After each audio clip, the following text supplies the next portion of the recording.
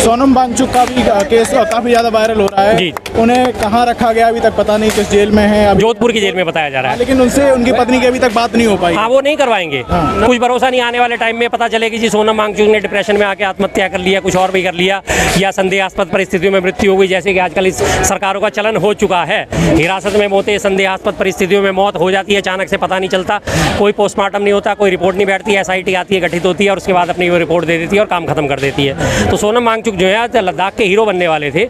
लद्दाख किस बात के लिए अपनी मांग उठा रहा है? 2019 में लद्दाख वासियों से वादा करा गया था कि हम आपको पूर्ण राज्य का दर्जा देंगे, जब धारा 370 हटाई गई थी, और छठी अनुसूची में शामिल करेंगे। 19 से लेकर आज 2025 आ गया, 6 साल हो गए लगातार, आज तक उनकी मांगों पर ध्यान नहीं दिया गया। कितने शांतिपूर्ण प्रदर्शन उन्होंने करे, कितनी बार वो 40 दिन तक भूख हड़ताल पे बैठे सोनम वांगचुक, लेकिन उनकी बातों को अनसुना कर दिया गया था। उन्हीं चीज़ों को देखते देखते जब वहाँ की जनता में जो आक्रोश फैला, जनता ने अपने थोड़ा सा हिंसक रूप अख्तियार करा, तो उसके बाद आपने 1 मिनट के अंदर सारी कार्रवाई कर ली। जब वो सोनम वांगचुक बीजेपी के सपोर्ट में पोस्ट डालते थे, बीजेपी का सपोर्ट करते थे, तब वो बीजेपी के लिए आंख के तारे थे। आज वो आंख का कांटा बन चुके, क्योंकि उन्होंने बीजेपी की खिलाफत शुरू कर दी। आज उनके पाकिस्तान से भी कनेक्शन नजर आ रहे हैं, आज उनको विदेशी फंडिंग भी नजर आ रही है, आज उनको टेरर फंडिंग भी नजर आ रही है, आज उनको सारी वो चीज़ें नजर आ रही हैं कि जो एक देशद्रोही को साबित करने के लिए होनी चाहिए। आज उनके खातों का भी अवलोकन करा जा रहा है, उनके खातों पर भी रोक लगाई जा रही है। जब वो बीजेपी के सपोर्ट में बोलते तब आपने एक बार भी ध्यान नहीं दिया कि उनके पास पैसा कहाँ से आ रहा है, उनके पास खाता कहाँ से आ रहा है। और खाते बैंक में खुले होते हैं, कहाँ से पैसा आ रहा है, कहाँ से आ रहा है, 1 मिनट का काम होता है सर आपका। और इमीडिएट बैंक वाले को, मैनेजर को बोलो भाई इस खाते की डिटेल दे, और अगर ऑर्डर ऊपर से है फौरन दे देगा वो तो। लेकिन उनकी जो डिटेल निकल के आई है बहुत ज़्यादा बड़ी अमाउंट नहीं है, 50,000 की अमाउंट है, कुछ भी नहीं है, उसे तो मुद्दा बनाया गया है, कुछ भी नहीं है ये तो।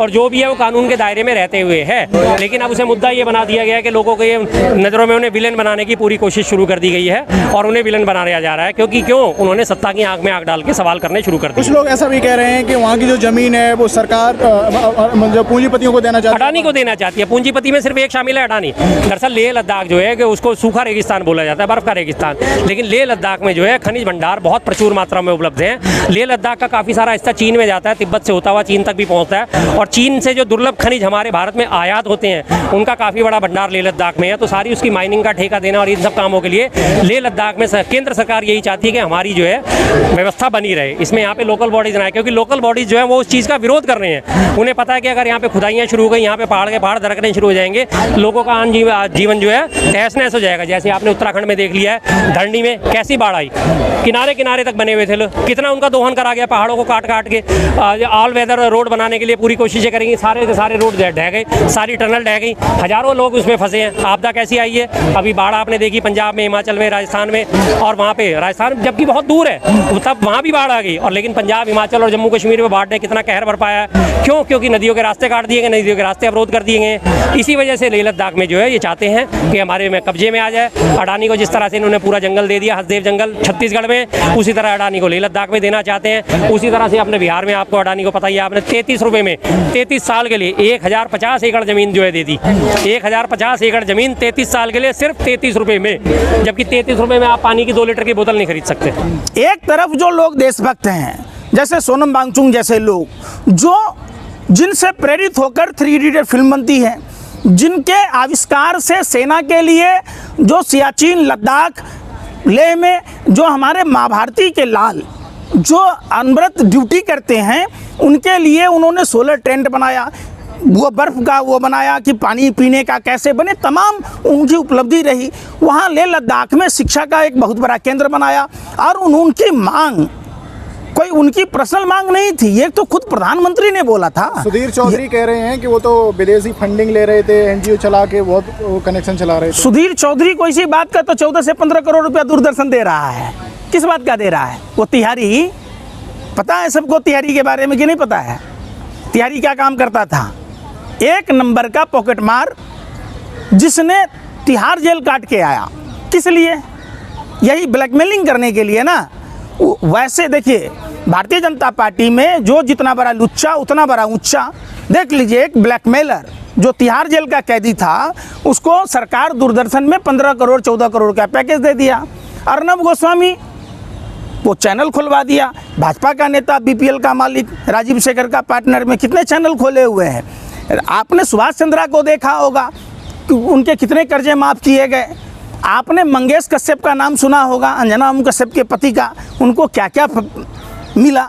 तो ये सारा देश जानता है कि मीडिया का असर ऐसे ही जितना झुमका नहीं गिरा बरेली के बाज़ार में, उतना भारत में ही नहीं पूरे विश्व में भारतीय मीडिया का असर गिर गया। और यही कारण है कि भारतीय मीडिया का स्थान वर्ल्ड के सूचकांक में सबसे निचले पायदान पर है। सोनम वांगचुक का भी केस काफ़ी ज़्यादा वायरल हो रहा है जी। उन्हें कहाँ रखा गया अभी तक पता नहीं, किस जेल में है अभी, जोधपुर की जेल में बताया जा रहा है। लेकिन उनसे उनकी पत्नी की अभी तक बात नहीं हो पाई। हाँ, वो नहीं करवाएंगे। कुछ भरोसा नहीं, आने वाले टाइम में पता चलेगी जी सोनम वांगचुक ने डिप्रेशन में आके आत्महत्या कर लिया, कुछ और भी कर लिया, या संदेहास्पद परिस्थितियों में मृत्यु हो गई, जैसे कि आजकल इस सरकारों का चलन हो चुका है। हिरासत में मौतें संदेहास्पद परिस्थितियों में मौत हो जाती है, अचानक से पता नहीं चलता, कोई पोस्टमार्टम नहीं होता, कोई रिपोर्ट नहीं बैठती, SIT आती है, गठित होती है और उसके बाद अपनी वो रिपोर्ट दे देती है और काम खत्म कर देती है। तो सोनम वांगचुक जो है आज लद्दाख के हीरो बनने वाले थे।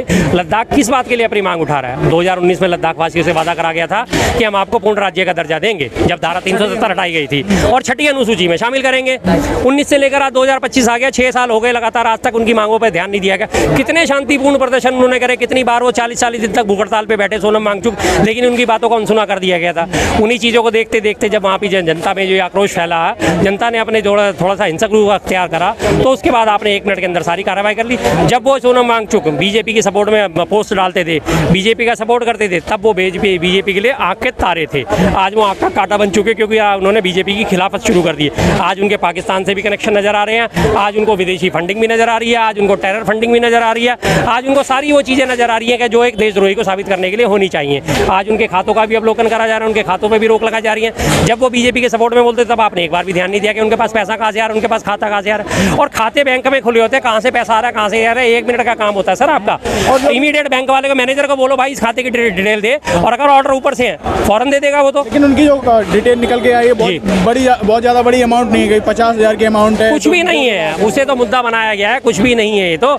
और जो भी है वो कानून के दायरे में रहते हुए है, लेकिन अब उसे मुद्दा ये बना दिया गया है कि लोगों के नज़रों में उन्हें विलेन बनाने की पूरी कोशिश शुरू कर दी गई है, और उन्हें विलेन बनाया जा रहा है, क्योंकि क्यों उन्होंने सत्ता की आंख में आंख डाल के सवाल करने शुरू कर दिए। कुछ लोग ऐसा भी कह रहे हैं कि वहाँ की जो जमीन है वो सरकार जो पूंजीपतियों को देना चाहती है, अडानी को देना चाहती है। पूंजीपति में सिर्फ एक शामिल है, अडानी। दरअसल लेह लद्दाख जो है कि उसको सूखा रेगिस्तान बोला जाता है, बर्फ का रेगिस्तान, लेकिन लेह लद्दाख में जो है खनिज भंडार बहुत प्रचुर मात्रा में उपलब्ध हैं। लेह लद्दाख का काफ़ी सारा हिस्सा चीन में जाता है, तिब्बत से होता हुआ चीन तक भी पहुँचता है, और चीन से जो दुर्लभ खनिज हमारे भारत में आयात होते हैं उनका काफ़ी बड़ा भंडार लेह लद्दाख में है। तो सारी उसकी माइनिंग का ठेका देना और इन सब कामों के लिए लेह लद्दाख में केंद्र सरकार यही चाहती है कि हमारी जो है व्यवस्था बनी रहे, इसमें यहाँ पे लोकल बॉडीज ना आए, क्योंकि लोकल बॉडीज जो है वो उस चीज़ का विरोध कर रहे हैं। उन्हें पता है कि अगर यहाँ पे खुदाइयाँ शुरू हो गई, यहाँ पे पहाड़ दरकने शुरू हो जाएंगे, लोगों का आम जीवन जो है तहस नहस हो जाएगा। जैसे आपने उत्तराखंड में देख लिया है, धरनी में कैसी बाढ़ आई, किनारे किनारे तक बने हुए थे लोग, कितना उनका दोहन करा गया, पहाड़ों को काट काट के। ऑल वेदर रोड बनाने के लिए पूरी कोशिशें करेंगी, सारे के सारे रोड ढह गए, सारी टनल ढह गई, हजारों लोग उसमें फंसे हैं। आपदा कैसी आई है, अभी बाढ़ आपने देखी पंजाब में, हिमाचल में, राजस्थान में, और वहाँ पे राजस्थान जबकि बहुत दूर है तब वहाँ भी बाढ़ आ गई, और लेकिन पंजाब, हिमाचल और जम्मू कश्मीर में बाढ़ ने कितना कहर बरपाया है। क्यों? क्योंकि नदियों के रास्ते काट दिए गए, नदियों के रास्ते अवरोध कर दिए गए। इसी वजह से लेह लद्दाख में जो है ये चाहते हैं कि हमारे में कब्जे में आ जाए। अडानी को जिस तरह से इन्होंने पूरा जंगल दे दिया, हसदेव जंगल छत्तीसगढ़ में, उसी तरह अडानी को लेह लद्दाख में देना चाहते हैं। उसी तरह से अपने बिहार में आपको अडानी को पता ही है, आपने 33 रुपये में 33 साल के लिए 1050 एकड़ जमीन जो है दे दी। 1050 एकड़ जमीन 33 साल के लिए सिर्फ 33 रुपये में, जबकि 33 रुपये में आप पानी की 2 लीटर की बोतल नहीं खरीद सकते।